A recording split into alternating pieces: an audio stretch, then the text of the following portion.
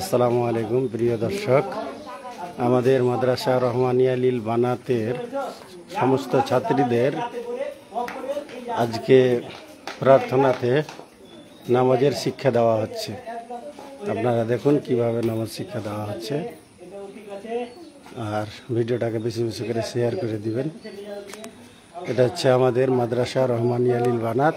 আমাদের মাওলানা ফারুক সাহেব ছাত্রীদেরকে নামাজ শিক্ষা দিচ্ছে। নামাজ কিভাবে পড়তে হয় প্রার্থনাতে নামাজের শিক্ষা দেওয়া হচ্ছে। দেখুন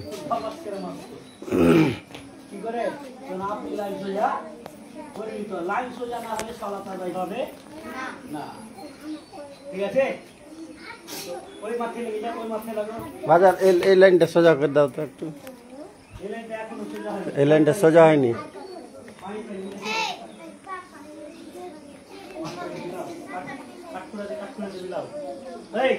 প্রথম লাইনটা দেখো, খেয়াল করো, অন্যজনের পায়ে এখানে মিলবে, এখানে মিলাও তো দেখি, মিলাও। এখনো লাইন সোজা হয়নি তোমাদের, আগা পাশে কেন হচ্ছে পাটা, সোজা করো, সেটা আগে আগে করো। আমাদের ফারুক মাওলানা একটু পাশে ঘটো, হাত দিয়ে পায়ে হাত দিয়ে পা ঠিক করে দিচ্ছে। দেখেন একটু একটু ই হবে, পাশে হবে, তুমি পিছিয়ে করো। হ্যাঁ, এই লাইনগুলো এটাই হচ্ছে, বলেছিলাম যে পাগুলো একদম ঠিক টাকনুতে মানে যেটা হাঁটু আছে, সরি পায়ের যে এই হাঁটিটা আছে অংশটা, ওটার সাথে মিলে যাবে। বুঝতে পেরেছ? মিলে গেছে। লাইন কিন্তু খুব সোজা আছে। এটা এলকেজি হবে ধীরে ধীরে ইনশাআল্লাহ। এর লাইন ঠিক হয়ে গেল, তাকবীরও হয়ে গেছে, মানে একামত যেটা। তারপরে হাত উঠিয়ে দেখাও দেখি। হাত উঠিয়ে কিভাবে হাত উঠাতে হবে? হাতের আঙুলের অংশগুলো ফাঁক থাকবে না, একদম মিলিয়ে দাও। আর একদম দুটা জায়গায়, কানের লতি বরাবর, অথবা মানে কানের উপরে না যায়। আর এই যে কাঁধ আছে, কাঁধ বরাবর দেখেছিলাম তো। হাত টেনে নিয়ে কি করতে হবে? কি করতে হবে করো? বুকে হাত বাঁধতে হবে। বাঁধো বাঁধো, বাস। এইভাবে সালাত আদায় হয়ে গেল। এবার কি করবা? আউযুবিল্লাহ বিসমিল্লাহ গুলো বাদ। আমরা যেটা ভুল শিখে আছি, হাত যখনই বাঁধা হয়ে গেল, অন্য কিছু আর নয়, দুয়ারে সানা পড়তে হবে। বুঝতে পেরেছো তো? 7টা আছে, কয়টা? 7টা। হ্যালো, এটা তুমি একবার দেখিয়ে দাও। হাতটা কোন হাতের উপরে কোন হাত থাকবে একবার দেখিয়ে দাও। আর একটা জিনিস, বাম হাতটা নিচে থাকবে। এটা বলেছি একবার, এর আগে কিন্তু শিখিয়েছি। বাম হাতটা কি কোথায় থাকবে বললাম? নিচে থাকবে।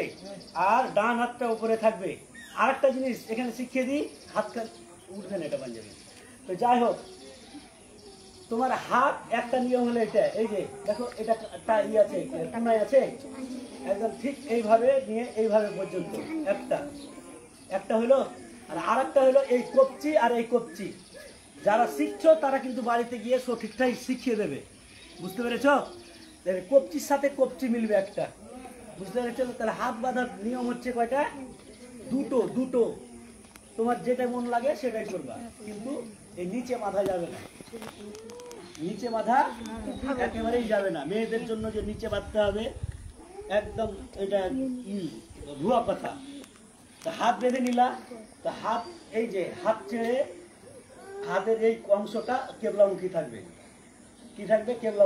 কেবলামুখী থেকে গেল, হয়ে গেল। এবার হাতটা আমরা বেঁধে নিলাম। আউযুবিল্লাহ বিসমিল্লাহ নয়, ডাইরেক্ট কি পড়তে হবে? আল্লাহুম্মা বাঈদ বাইনি। আমরা কি করি? আল্লাহু আকবার, বিসমিল্লাহির রহমানির রহিম দিয়ে তারপরে আল্লাহুম্মা বাঈদ বাইনি বলি কি বলি না? অনেকেই আছে এরকম।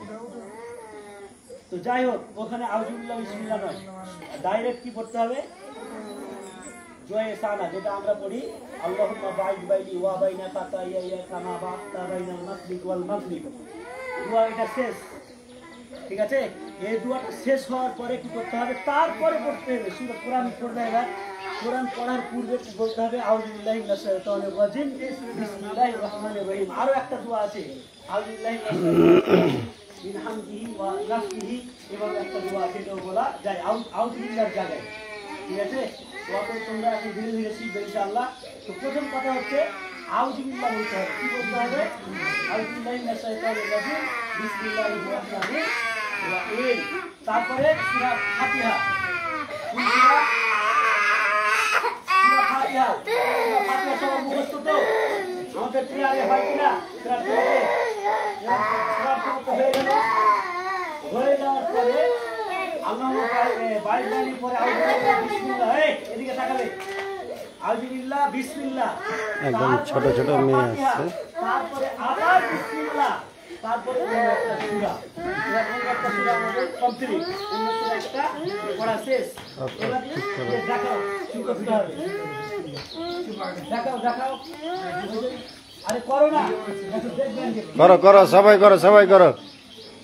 দেখো তোমাদের তোমরা রুকুতে যেয়ে থাকো, করো রুকুতে যেয়ে থাকো। আমি একটা জিনিস মুখে বলছি, তোমরা সেটা ফলো করো, ঠিক আছে?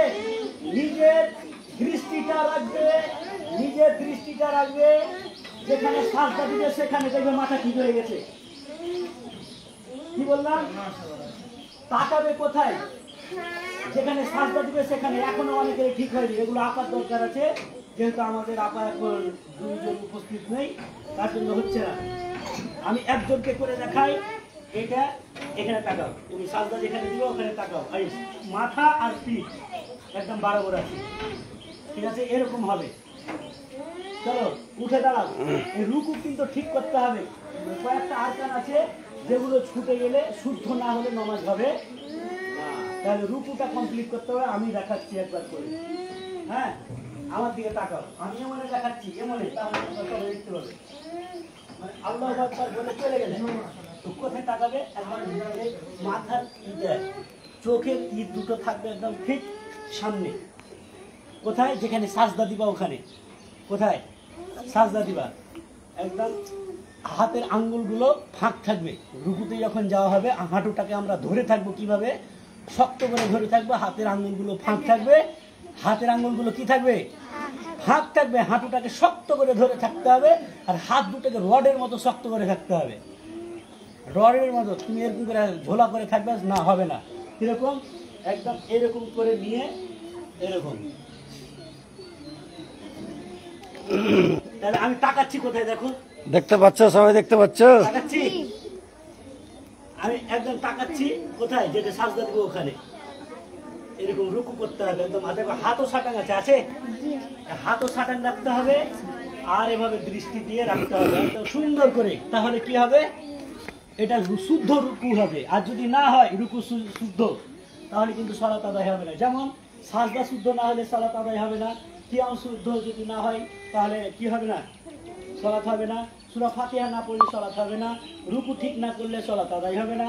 তাসাউদ না করলে সালাত হবে না। কিছু কিছু আরকান আছে যেগুলো ছুটে গেলে সালাতই হবে না। যাই হোক, আজকে এখান থেকে সমাপ্ত করছি। কেন? যে টাইম আমাদের ক্লাসের হয়ে যাচ্ছে। এখন কথা হচ্ছে এই রুকু পর্যন্ত থাকলো, রুকুর পরে যে ধারাবাহিক আছে সেটা আমরা আদায় করবো ইনশাআল্লাহ। এবার তোমরা নিজে নিজে চটিটা পড়ে নাও, আমরা একটু গণনা করবো।